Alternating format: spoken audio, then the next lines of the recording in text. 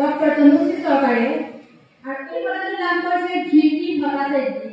এই বঁটাটো দিয়া হয় উইমেন্স কলেজ তিনিচুকীয়াৰ ৰাজনীতি বিভাগৰ ছাত্ৰী যি ছাত্ৰীয়ে সৰ্বোচ্চ CGPA লাভ কৰে এই বছৰ লাভ কৰিছে ধৃতি ভট্টাচাৰ্য। গতিকে মই তেখেতক ইয়ালৈ অনুৰোধ জনালো আৰু তনুশ্ৰী সৰকাৰক নিমন্ত্ৰণ জনাই বঁটাটো প্ৰদান কৰিবৰ কাৰণে অনুৰোধ জনালো।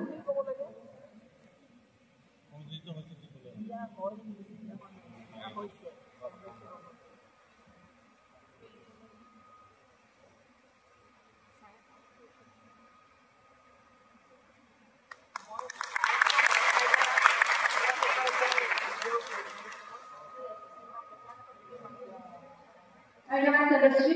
এই বঁটাটো থেকে আছে এখন প্ৰশংসা পত্ৰ আৰু লগতে ৫,০০০ টকা, নগদ ৫,০০০ টকা।